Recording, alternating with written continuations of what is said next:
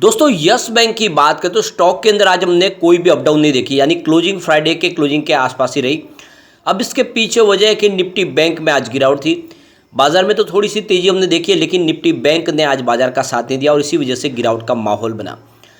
और आगे की क्या संभावना बन सकती है उसको जानने की कोशिश भी करेंगे इस वीडियो के माध्यम से। क्या यस बैंक में इस समय इन्वेस्टमेंट करना चाहिए, क्योंकि एक तरह से देखें तो स्टॉक इस समय थोड़ा सा वीक लग रहा है, क्योंकि 16 के एक मजबूत सपोर्ट को फिर से इसने तोड़ा है और अब स्टॉक थोड़ा नीचे, तो क्या ये 15 के सपोर्ट को भी तोड़ेगा।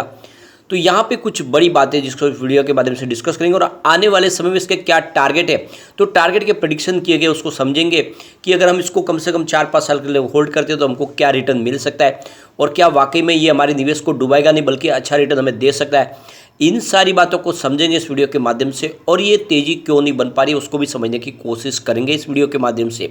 लेकिन फ्रेंड, उससे पहले अगर आप पहली बार हमारे चैनल पे आए तो चैनल को सब्सक्राइब कर दीजिए, एक बेल आइकॉन दबा दीजिए ताकि जब भी नया वीडियो बने पहला नोटिफिकेशन आपको मिले। वीडियो पसंद आए तो लाइक से जरूर कीजिए। चलो फ्रेंड्स, वीडियो स्टार्ट करते हैं। मैं हूँ आपका दोस्त एस.बी. दवे और हमारे अपने चैनल ऑनलाइन कमाई में आपका बहुत बहुत स्वागत है। सबसे पहले यस बैंक के कारोबार की बात करें, स्टॉक की शुरुआत 15.70 पर हुई, यानी शुरुआत पॉजिटिव हुई। फ्राइडे के क्लोजिंग 15.65 के आसपास की थी, लेकिन जो इंट्राडे का लो बना है वो 15.60 का है, यानी स्टॉक में देख सकते हो कि दबाव देखने को मिला। इंट्राडे में 15.80 का हाई भी बना है, यानी कुछ समय के लिए स्टॉक आपको ग्रीन जोन में जाता हुआ दिखाई देगा खरीदारी के दम पे, लेकिन फिर जैसे ही दबाव देखने को मिला स्टॉक नीचे आया।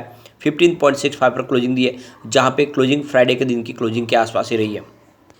तो ये जो तेजी नहीं बढ़ी इसके पीछे की रीज़न ऑलरेडी हमने पिछले वीडियो में डिस्कस कर ली है कि जो बड़े फंड हाउस है यानी जो बैंक है जिन्होंने लॉक इन पीरियड के तहत बहुत सारे शेयर खरीदे यस बैंक के 10 रुपये की प्राइस में, अब वो धीरे धीरे अपनी प्रॉफिट बुक कर रहे हैं क्योंकि काफ़ी अच्छा उनको रिटर्न भी मिल रहा है।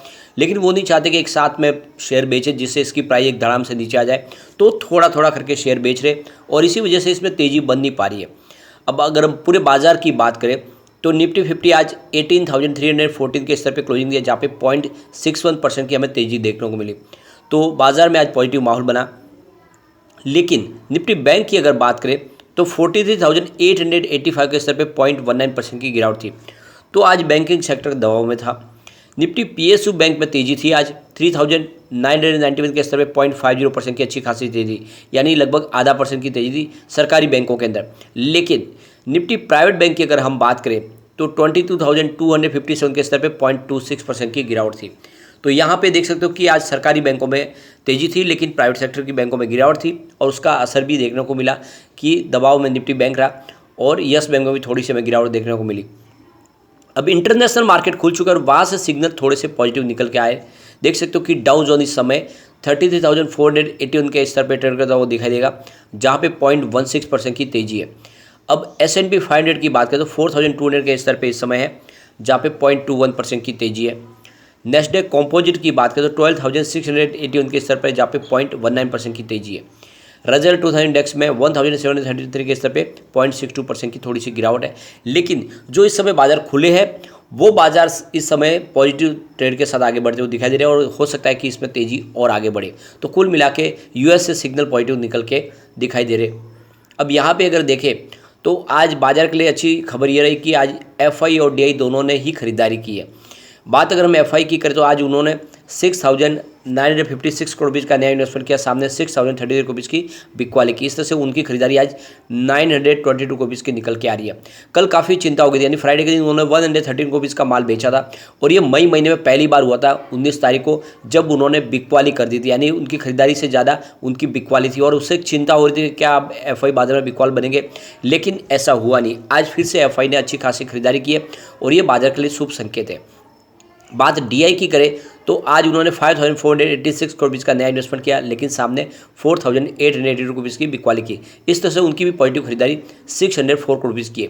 काफ़ी दिन के बाद आज एफआई और डीआई दोनों ने ही बाजार में खरीदारी की है और इसका मतलब ये है कि बाजार में आने वाले समय एक पॉजिटिव संभावना बन सकती है और तेज़ी की संभावना भी बन सकती है, क्योंकि एफआई डीआई दोनों ही बाजार में इस समय खरीदार बने हुए हैं। अब जैसे कि देख सकते हो कि यस बैंक का स्टॉक एक तरह से इस समय 300-400 के आसपास ट्रेड करता था राणा कपूर के वक्त, लेकिन उसके बाद में राणा कपूर ने बैंक को पूरी तरह से डुबाया। 2020 में बैंक डूबी। अब आने वाले समय में क्या यस बैंक की प्राइस रह सकती है, क्या वो पुरानी अपनी प्राइस को पा सकता है, उसको लेकर यहाँ पे कुछ रिसर्च किए जा रहे। टेक्निकल एनालिसिस भी किया जा रहा है और अलग अलग एनालिसिस के माध्यम से इसके टारगेट जानने की कोशिश करेंगे। यस बैंक की शुरुआत की बात तो यह 2003 में इस बैंक की शुरुआत की गई थी, जिसमें राणा कपूर और साथ में अशोक कपूर उन्होंने मिलकर ये बैंक को शुरुआत की थी, लेकिन अशोक कपूर की बाद में डेथ हो चुकी थी। तो ये पूरा का पूरा जो जिम्मा था वो राणा कपूर के हिस्से आ गया था और उन्होंने ही बैंक को आगे चलाना शुरू रखा। यस बैंक की ब्रांचेस की बात करें, फिलहाल 1050 ब्रांच इस समय यस बैंक की है। बैंक ने 2005 में ही सिल्वर और गोल्ड डेबिट कार्ड लॉन्च किए थे मास्टर कार्ड के साथ में मिलके, और एक तरह से देखें तो तब से बैंक की एक अच्छी ग्रोथ बनने लगी, बैंक की छवि बनने लगी। और आप देख सकते हो कि 2006 में फाइनेंशियल एक्सप्रेस अवार्ड भी मिला बेस्ट बैंक के लिए। तो ये आप समझ सकते हो कि यस बैंक की शुरुआत काफ़ी अच्छी थी। सबसे बड़ी बात है कि बैंक की ग्रोथ और सक्सेस की सबसे बड़ी जो कहानी थी कि इकरा और केयर रेटिंग की तरफ से काफ़ी अच्छी रेटिंग मिली है। 2014 तक काफ़ी शानदार रेटिंग मिली है, लगातार यस बैंक को बेहतर रेटिंग मिली है। और एक तरह से देखें तो एक माइलस्टोन अचीवमेंट किया था यस बैंक ने, जब देख सकते हो कि टॉप 30 जो S&P BSE इंडेक्स में इसको सेंसेक्स के अंदर जगह दे दी गई 2017 में, यानी इसकी तरफ से देखें तो बड़ा वेटेज था और ये यस बैंक के लिए काफ़ी बड़ी जीत भी थी।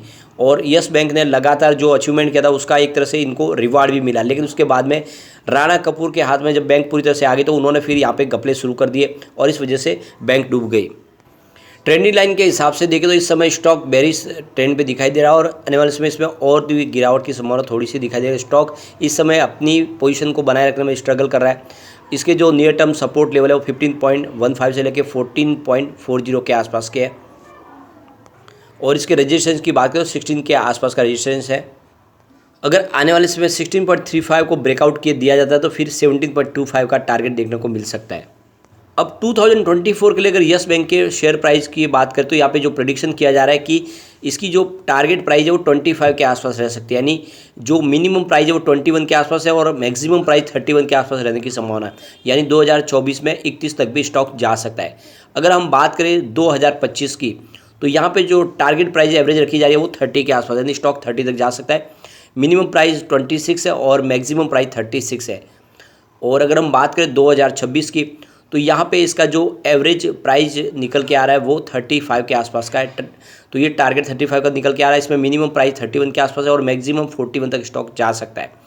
अगर हम बात करें 2027 की तो इसका जो एवरेज ट्रेडिंग आप देखें तो प्राइस दिखाई दे रहा है वो 40 के आसपास है। मिनिमम टारगेट प्राइस 36 है और मैक्सिमम 46 तक जा सकता है स्टॉक।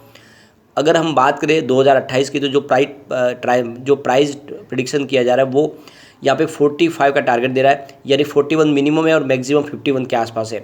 2029 की बात करें तो टारगेट 50 का दिया जा रहा है, जिसमें जो मिनिमम प्राइस है 46 के आसपास है और मैक्सिमम 56 तक जाने की संभावना बनी हुआ है।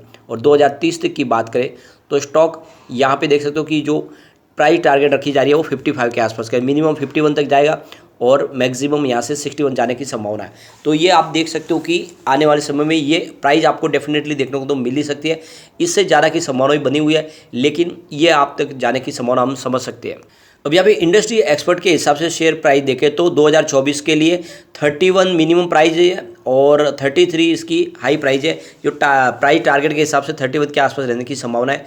अब इंडस्ट्री एक्सपर्ट के हिसाब से देखें तो ये आपको 33 के टारगेट के साथ में निवेश के बारे में सोचना चाहिए। और अगर आप देखें इसका जो आने वाले समय का जो टारगेट जो दिया जा रहा है सब ओवरऑल टारगेट, तो 2026 तक इसका जो टारगेट है वो 85 के आसपास जाने की संभावना है और जो सेकंड टारगेट है वो 89 तक जा सकता है। तो कुल मिला के आने वाले समय 89 के टारगेट की संभावना बन रही है स्टॉक के अंदर। तो कुल मिला के आने वाले समय एक तेजी का माहौल बन सकता है और स्टॉक डेफिनेटली अच्छा रिटर्न दे सकता है। अब नीचे जाने की संभावना काफ़ी कम है, तो यस बैंक में इन्वेस्टमेंट किया जा सकता है। लेकिन फ्रेंड, कोई भी इन्वेस्टमेंट करने से पहले अपने फाइनेंशियल एडवाइजर के बारे में ले ले या अपना खुद का रिसर्च करें, क्योंकि मैंने वीडियो आपके एजुकेशनल पर्पज़ के लिए ही बनाया। वीडियो पसंद आए तो लाइक से जरूर कीजिए और चैनल को सब्सक्राइब कर दीजिए। Thank you.